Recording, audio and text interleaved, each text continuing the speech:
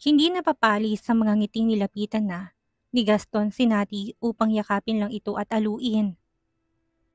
Sunod-sunod pang pumatak ang mga luha ng babae sa kanyang nalaman na hindi na matagalan ni Gaston na makita. Buhat si Brixton sa kanyang mga bisig ay pinunas na niya gamit ang nilayan ng kanyang suot na damit. Hindi magawang alisin ang mga mata kay Nati na para bang pinagmalupitan ito, kung kaya naman umiiyak. Nagkatunog na ang tawa ng gobernador na bahagyang napailing nang makitang kinagat na ni Nati ang labi upang pigilan na mas mapahikbi. Masaya ka ba ngayon kaya ka umiiyak o malungkot dahil wala ka sa Pilipinas ng mga sandaling ito? Hindi sumagot si Nati, bagkus ay yumakap lang siya sa katawan ni Gaston at sinubsob ng muka sa tagiliran nito. Masaya siya. Sa sobrang saya nga niya, hindi na niya mapigilan pang mapaluha doon. Mommy, bakit ka iyak? Inosenteng tanong na ni Brixton, na itinuro pa ang sarili niyang mga mata. Tahan na, Natalia. Nagtatanong na si Brixton kung bakit ka umiiyak. Alo pa ni Gaston sa kanya habang hinahagod ang kanyang likod.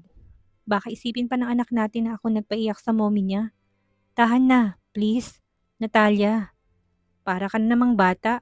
Alo pa ni Gaston na hinaplos ng kanyang ulo. Sinunod naman yun ni Nati na pinalis na umayos ng upo. Pulang-pula pa rin ang kanyang mukha. Masaya lang ako. Kinuha niya si Brixton kay Gaston. Ngunit hindi naman to binigay ng gobernador sa kanya na nakatingin lang. Change your clothes. Sa labas tayo kumain. Utos na ni Gaston matapos sa tignan ang mukha ng babae. Nakalimutan din naman niya na mag-take out kung kaya yun na lang ang tanging solusyon niya, ang kumain sa labas. Ganun na lang ang iling ni Nati. Pulang-pulang mukha niya tapos gusto ni Gaston na lumabas sila. Ayaw niya. Ayaw ko. Dito na lang tayo. Sige na, Nati. Gumaya ka na. Sa labas tayo kumain para maglibang ka kahit na kaunti. Naburo pang mga mata ni Nati kay Gaston. Halata ang pagod sa mga mata nito pero heto't nag-aaya pang lumabas. Huwag na ngayon. Sa ibang araw na lang. Kumibot-kibot ng bibig ni Gaston. Kung hindi sila lalabas, wala silang pagkain. Hindi naman niya mautusan ng kanyang sekretary na pinauwi na niya sa hotel na tinutuluyan nila matapos na maihatid siya doon. Ngayon niya lang naalala na nangako nga pala siya. Kung magluluto naman sila, ay aabutin pa yun ng kung anong oras para makakain. Hindi naman tayo lalayo. Diyan lang tayo sa gilid ng hotel. May restaurant dyan. Saka na tayo kumain sa ibang lugar. Sa bandang huli walang nagawa si Nati kung hindi ang tumayo at sundin ang gusto ni Gaston. Ayaw na niyang mamroblema pa ang gobernador sa kanilang pagkain at sa pagmamatigas niya. Siya na lang ang mag-a-adjust, total wala naman siyang ginawa halos sa buong maghapon. Bilang konsiderasyon na lang niya din sa gobernador. Sa susunod, sa mas magandang restaurant tayo kakain. Pangako ni Gaston na mag-dine-in sila sa tabing restaurant. Tahimik silang kumain ng dinner, panakanak ang pinag-uusapan ng panganganak ni Krisa. Sa tingin mo, alam ni Kuya Nick at Krisa na magkikita tayo dito? Natigilan si Gaston sa kanyang pagkain at napaangat na ng mukha kay Nati. Mix ang emotions na nasa mukha ni Nati. May takot, pangamba at pag-aalinlangan yun. Maliit na siya na napangiti gaya pa rin ito ng dating napaka-inosente. Ginagap na niya ang isang palad ni Nati na nakapatong sa kanilang table. Nanatili pa rin ang mata ni Nati sa kanya. Ano bang kinatatakutan mo sa kanila? Matanda ka na. May anak din tayo kaya hindi malabong maging okay tayo. Nanatili pa rin tahimik si Nati. Oo nga naman, tama ito pero syempre, nahihiya siya na malalaman nilang nagbakasyon siya na pinadaan pa niya sa kapatid. Saka na lang niya sasabihin sa kanilang nangyari sa Italy at kung paano sila naging okay. Gusto ni Nati na siya mismo magsasabi sa kanyang pamilya pagbalik nila ng Pilipinas. Wala kang dapat ipag-alala. Pagbalik natin sa Pilipinas, kakausapin din naman natin sila. Hindi ba? Hindi ka na bata at hindi rin naman sila magagalit. Matutuwa pa nga sila naging okay tayo. Binuo natin ng pamilya na para kay Brixton. Sabay nilang dalawang anak na si Brixton. Natahimik pa rin sa kanyang upuan at ang dungis na sa kinakain nitong white pasta. Umiti pang bata nang makitang nakatingin sa kanyang mga magulang. Hawak niyang tinidor ng kalimang kamay at hawak naman ng kanan niyang kamay ang ibang hibla ng pasta na patuloy na sinusubo sa bibig niya. Hindi ba anak? Gusto mong tumira sa isang bahayang mommy at daddy? Tanong pa ni Gaston na humanap ng kakampi sa kanyang anak na mabilis ang naging pagtango ng kanyang ulo habang patuloy pa rin sa kanyang pagkain. Kita mo, Natalia, gusto ni Brixton ng buong pamilya. At ibibigay natin yun sa kanya. Be yourself. Post it on your social media. Huwag kang mahiya, bakasyon nyo ito. Kung kaya naman kailangan nyo sulitin, huwag kang matakot. Natawa na doon si Nati. Kung makautos ang gobernador, akala mo ganun yung kadali sa kanya. Ni mukha nga ng anak niyang si Brixton, hindi niya pinupost dahil ayaw niya ng maraming explanation. Tapos yung kasama pa kaya si Gaston? Malaking tao to. Baka nga mamaya ay bigla pa siyang mabash at maging mainit ang mga mata ng publiko doon. Umiling si Nati. Hindi niya isusugal ng lahat ng yun at baka kung ano pang mangyari. Saka na lang yun marahil, saka na kapag nakapag-resign ka na. Kapag naikasal na tayo, at least may proof tayo doon. Wag mo na ngayon. Tinukod ni Gaston ng dalawang siko sa lamesa at pinagsalikop ang dalawang kamay na ipinatong na doon ng kanyang baba. Hindi niya inalis ang mga matang nakatingin kay Nati na nakanguso na ngayon sa kanyang harapan. Alright, pero at least huwag mong ilihim sa pamilya mong totoong kalagayan natin ngayon, Nati. Pwede tayong kumuha ng picture ngayon tapos isend mo sa kanila para meron silang idea na ginagawa nyo dito. Ayaw mo nun? Double celebration sila kapag nagkataon. Alam nilang magiging okay na rin tayo at nakaraos na rin si Krisa sa panganganak. Wala na silang ibang iisipin pa. Hindi ba tama ako? Hindi na mapigilan ni Nati ang kiligin sa mga sinabi ni Gaston. Hindi lang yon. Sa paraan ng pagtitig nito sa kanya, parang siyang mundo nito. Ganitong mga titig nito sa kanya noon. Punong-puno yun ng pagmamahal. Ako nang mauuna, ani pa ni Gaston na kinuha ng cellphone at biglang kumuha ng larawan nilang pamilya. Saglit na may kinutingting yon sa kanyang phone. Nagbigay na yon ng kakaibang kaba kay Nati na nakatitig na kay Gaston habang higit niyang kanyang hininga. Namilog pang mga mata nang may tumawag at sagutin yun. Mama, parang mahihimatay na si Nati sa isiping ang kinuha nitong larawan ay sanad niya sa kausap ni ina na sandaling to. Kasama ko nga sila dito sa Italy. Sagot ng gobernador na binalingan ng tingin si Nati na biglang namutla na. Matuloy na dumaan ang mga araw ng negosyong inasikaso ni Gaston. Matapos nilang kumain ng unang dinner sa labas ay hindi na yun naulit dahil madalas na gabi-gabi na siya nakakauwi. Nanatili naman sa hotel si Nati.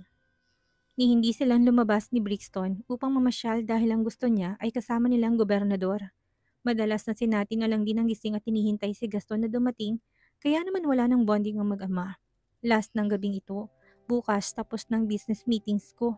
Mahigpit na yakap ni Gaston ang pagkapasok sa pintuan at maabutan si Nati na matamang naghihintay sa kanya. Magkakaroon na ako ng panahon at oras sa inyo. Halik pa nito sa noo ng babae na humigpit ng yakap sa kanya. Sayong-sayo ng oras ko, Natalia Bentacourt. Talaga? Pwede na kitang puyatin ngayon? Pili ang tanong ni Nati na tinulungan na si Gaston na hubarin ng coat. Pwede na, at kahit na mawalan ako ng tulog ngayong gabi. Buhat na ni Gaston sa katawan ni Nati at kapag dakahinalikan ng leeg ni Nati na mahinang humagihik lang dala ng kiliting hatid na tumutubong balbas ni Gaston. Sira ka talaga. Hindi pwede. Kailangan magsimula na tayong gumala. Burong-buro na kami ni Brixton sa hotel room. Oo na, lalo pa ngayon na mas marami na akong oras at panahon sa inyong mag-ina. Nakaw na ng halik ni Gaston. Pinanindigan ni Gaston ang kanyang pangako. May naging ganap sa kanilang dalawa ni Nati ng gabing yon. Pero isang beses lang. Sapat lang na pampatulog na patang katawan. Tanghali na silang nagising kinabukasan. Ngunit ganun pa man ay umalis pa rin sila upang magtungo sa kanilang unang destinasyon, sa Grand Canal sa Venetian. Mas masaya talaga kapag namamasyal ng buo ang pamilya. Sambit ni Nati na matapos na sumakay ng bangka, naglalakad sila noon upang maghanap ng makakainan. Nakasakay sa balikat ni Gaston si Brixton habang hawak ang isang kamay ni Nati. Walang pagsidla ng kaligayahan ni Nati noon nakitang-kita sa kanyang mga mata. Napakalaya nila sa lugar na yon kung saan ay walang nakakakilala sa kanila. Walang biglang haharang upang kumuha ng larawan kay Gaston. O walang mga media na bigla na lang susulpot at maging intriga kung anong meron sa kanilang dalawa. Ganyan ka ba kasaya, Nati? Kanina ko pa napapansin na nakangiti ka lang mula nang pag-alis pa lang natin ng hotel. Parang batang paulit-ulit na tumango si Nati habang ang mga mata niya ay nasa menu upang mamili ng kakainin niya. Nasa isang western restaurant sila. Hawak pa rin ni Gaston ang kanyang isang kamay at marahang pinipisil-pisil ito. Sobrang saya. Sana ganito na lang tayo palagi. Inangat ni Nati ang kanyang paningin at tinuon na yon sa mukha ni Gaston. Nanatili pa ring maligayang mukha. Dito na lang kaya tayo tumira. Huwag na tayong umuwi ng Pilipinas. Pabirong hamon ni Nati kahit na alam niyang imposible yung mangyari dahil ang halos lahat ng ari-arian ng mga Barcelo ay nasa Pilipinas. Parang ang saya lang. Hindi magawang makaimik doon ni Gaston. Hindi niya malaman kung seryoso ba si Nati o muli lang nitong sinusubok ang kanyang kayang gawin. Pwede naman silang doon manirahan pero kung siyang papipiliin, mas maganda pa rin sa Pilipinas dahil narito ang kanilang mga kapamilya. Hindi malayo in case na may emergency ng bigla. Talaga bang gusto mo ditong tumira? Seryoso niyang tanong kay Nati na tawa lang ang naging sukli sa kanya. Joke lang yun. Nagbibiro lang ako. Kung gusto mo dito, pwede naman kaso. Lagi ako nasa Pilipinas nang dahil sa negosyo namin. May iwan kayo mag-ina dito. Alam mo nang nandun si mama. Kung sa Pilipinas naman, paniguradong kada gabi magkikita pa rin tayo. Gumiti lang si Nati. Ayaw niya ng ganong setup. Gusto niya na palaging magkatabi itong matutulog. Kung ganun lang din ang mangyayari, mamabutihin niya na sa Pilipinas na lang sila manirahan kahit na may mga hassle moments. Wag na pala. Siyempre kung nasan ka dapat nandun din kami ng anak mo. Hindi pwede nandito kami tapos nasa ibang bansa ka. Dita niya ni Nati na sinang-ayunan lang din ni Gaston. Yun din naman ang gusto niyang mangyari. Nagpatuloy ang kanilang pag-explore sa Italy na halos na mga tourist spot ay kanilang napuntahan bago matapos ang kanilang bakasyon. At lahat ng lugar na yon ay may family picture silang tatlo. Walang hindi bilang patunay na pagpunta nila sa lugar. Hindi pa rin yon sinend din natin sa pamilya niya na masaya pa rin sa panganganak ni Criza. Subalit si Gaston, lahat ng kila ay pinasa na sa kanyang inang si Doña Josefina. Tuwang-tuwa naman ang matanda dahil nakikita niyang mukhang magiging okay na ang bunso niyang anak at ang bunso ng mga Bentacord. Inaasahan na rin niya sa pagkatapos ng bakasyong yon. Paniguradong may kasalang magaganap sa dalawang yon. Kailan ang uwi niyo ng bansa? Alam niyo na bang nanganak ng pamangkin mo? Baby boy. Kamukhang kamukha ng ama. Bumisita na ako sa kanya. Ani Doña Josefina na sinendan pa si Gaston ng picture nila ni Baby Skyler noon. Sa isang araw mama, sagot ni Gaston habang pinapanood ang kanyang mag-ina na nagtatampisaw sa pool. Dinala niya ang dalawa sa hotel suite niya na kung saan ay may malaking swimming pool. Katanghali ang tapat yon kung kaya naman kahit na medyo malamig ang klima ay nagawa ng mag-inang maglangoy for the experience umano nila. Napagkasunduan rin nila ni Nati na doon na sila matutulog na 2 gabing huling natitira ng kanilang bakasyon dahil mas malapit din yun sa airport. Hindi sila mahirapan kung pupunta doon. Pumayag din naman doon si Nati. Bababa lang ako. Ano nga ulit ang gusto mong kainin, Nati? Paalam ni Gaston na nagsabing magte-take out ng pagkain. Pizza lang at lemonade. How about you, Brixton? Anong gusto mong kainin? Pasta, Daddy? Pasta? Alright. Pizza sa mommy at ang walang kamatayang favorite pasta ni Brixton. Bahagya niya pang pinisil sa pisngi ng anak na binigyan lang siya ng malapad ng ngiti habang kakawag-kawag sa gilid ng pool. Ang mga pangbatang salbabida. Madali lang ako. O-order lang tapos ipapadeliver ko na lang dito para maka-join na ako sa inyong mag-ina. Anunsyo ni Gaston nang sabuyan pa siya ni Nati ng tubig na iniwasan niya. Paakyat na sana ang gobernador, pabalik na ang kanyang hotel suite nang may mahagip ang mga mata niya na pamilyar na bulto ng katawan sa lobby ng hotel kung saan siya naka-check-in. Napatigil pa siya sa paghakbang na medyo malakas na at mataas ang boses ng bultong iyon kung kaya naman naagaw nitong wala siya ng pakialam na pansin. I am sorry miss, we do not provide other guest details. Especially if you are not expected to come by the guest. Sagot ng receptionist na pilit nakikipagtalo sa babae kung saan naburo ng mga mata ni Gaston ng sandaling yon. How many times do I have to tell you that it's okay? I want to surprise him. Why does he have to know? Is there a surprise that someone knows already? Patuloy na pakikipagtalo ng babae, iginigiit ang gusto niya. I'm his girlfriend. Parang tinulos na si Gaston sa kanyang kinatatayuan. Hindi malaman kung lalapitan niya ito hindi at aakyat na lang upang puntahan si Nati. Paano kung mapilit nitong receptionist? Mag-aabot ang dalawa. Hindi gugustuhin ni Gaston na mangyari ang bagay na yun. Alam niyang siyang pakin ng babae kung bakit nasa bansang iyon din siya. Are you serious, miss? I don't think so. He's with his family right at this moment. Family? Are you kidding me? He doesn't have a family yet. Mas lumakas pang boses nito. Nandilat ng mga mata. Naguguluhan ng receptionist sa pinagsasabi ng babae sa kanyang harapan na walang iba kundi si Margie, ang babaeng habol ng habol kay Gaston.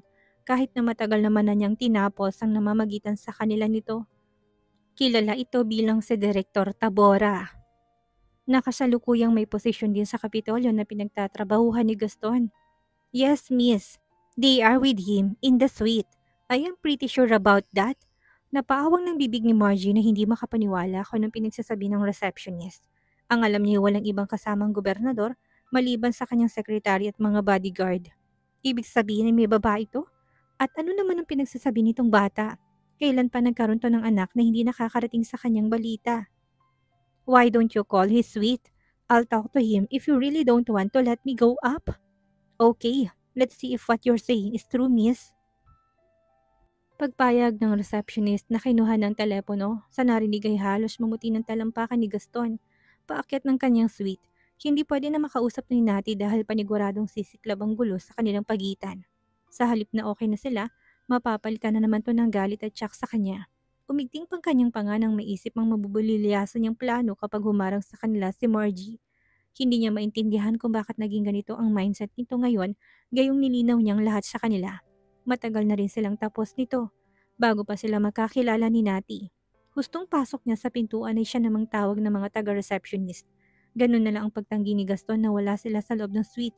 Nagpanggap pa siya ang sekretaryeng na alimpungatan umano sa kanyang pagtulog. Sinabi niyang umalis siya at sa hapon pa ng araw na yun ang kanyang balik. Napakunot ang noon ng receptionist, natatandaan niyang umakyat ang kanilang guest at meron tong kasama. Hindi man siyang nag-assist dahil kapapasok niya pa lang, ngunit nakita niya may kasamang guest na isang babae at isang batang lalaki. Ang guest pa nga may buhat sa batang lalaki. Ano nangyari sa'yo? Puntag ni Nati kay Gaston nang pumasok siya ng loob ng suite upang kumuha ng tubig. Namumutla si Gaston at balisang-balisang mga matang hindi magawang tumingin sa kanya. Kailangan nating umalis dito, Nati. Doon na lang tayo sa hotel room niyo hanggang sa umalis tayo ng Italy. Ha? Bakit? Di ba ang sabi mo mas malapit to sa airport? Sa hapon ng araw na yun palang inutos ni Gaston sa kanyang secretary na kunin ang mga gamit ng mag-ina. Hindi pa rin sila doon nag-check out. Lumanap pang tingin ni Nati sa gobernador na natiling tahimik na dito. May problema ba? Bawal ba kaming manatili dito ni Brixton? Alanganin niyang tanong pero alam niya hindi yun bawal. Isa pa nagpaalam si Gaston sa receptionist kung kaya alam yun ng management. Governor Barcelo, ano? Dito ko kasi planong patulugin ng mga bodyguards at sekretary ko mamaya. Mababaw ang dahilan na yon para kay Nati. Ngunit hindi na siya nagtanong, naisip na lang niya na baka may banta sa buhay ng gobernador. Kung kaya naman, nilalayo silang mag-ina. Walang patumpik-tumpik na siyang tumango doon. Teka lang, kukunin ko lang si Brixton sa pool, sambit niya. Nakikita niya sa mukha ni Gaston ng pagiging urgent. Hindi na muling nagsalita si Gaston na tuliro ng isipan. Nabilis namang nabihisan at naihanda ni Nati ang sarili at ang kanyang anak upang umalis na sa suite ni Gaston. Gusto pa naman sana niya ma-experience doong matulog. Tara na, hawak na ni Nati sa kamay si Gaston na nasa hawak ng phone ng atensyon. Kasalukuyang kausap ng gobernador ang kanyang sekretaryeng pinapagawa na niya ng paraan upang makauwi sila ng bansa kinabukasan agad. Naisip ng gobernador na kung mananatili sila sa Italy, hindi titigil doon si Margie hanggat hindi nito nakukuha ang gustong makausap siya. Hanggat maaari ay ayaw niya itong makausap, lalo na't nakakaabot pa yun kay Natalia. Tahimik sila habang lula ng sasakyan. Iginalang ni Nati ang pagiging balisa ni Gaston. Mamaya na lang niya tatanungin ng gobernador dahil mukhang may inaayos tong problema. Naisip niya rin na baka tungkol to sa negosyo. Ano bang problema? Malambing na yakap ni Nati sa likod ni Gaston habang nakatanaw to sa labas ng veranda. Nasa hotel room na sila kung nasaan ang mga gamit ng mag-ina. Bakit balisang balisa ka tungkol sa negosyo niyo? Sunod-sunod ang naging paghinga ng malalim ni Gaston. Ayaw niya maglihim pero ayaw din naman niya nabanggitin ang tungkol kay Margie kay Nati. Paniguradong kailangan niyang umatikabong paliwanag na matindi dito. Nati, kailangan na nating umuwi ng Pilipinas ngayong gabi o bukas. Nagpabook na ako ng flight sa sekretary ko. Napaawang ang bibig ni Nati ngunit walang anumang salitang lumabas doon dahil hagas ang itsura ng gobernador. Inisip ni Nati na ang problema nito'y nasa Pilipinas at wala sa Italy. Napakurap-kurap na siya doon nang maalalang bagong panganak na hihipag. Hindi kaya yun ang kanilang problema at hindi lang nila sinasabi sa kanya. Bakit? Ano problema? May nangyari bang masama kay Krisa kaya kailangan na nating umuwi mamaya kaagad? Humiling si Gaston na yumakap na sa kanya. Masuyong hinaplos ang buhok niya. Hindi sa pamilyang problema, Nati. Pata ang tono ng boses ni Gaston na parabang nahirapang sabihin ang tungkol doon sa kanya. Hindi niya inalis ang tingin nito sa kanyang mga mata. Sa trabaho na kailangang ayusin ko, muli hindi nagusisa si Nati. Ayaw na niyang dagdagan pang isipin ng gobernador na problemado na ngayon. Kung may magagawa man siya para tulungan ito, yun na yung tumahimik siya at hayaan itong resolbahin lang ang lahat. Okay, mag-iimpake na ako ng mga gamit namin ni Brixton. Tanging nasabi niya na kumalas na sa yakap ni Gaston.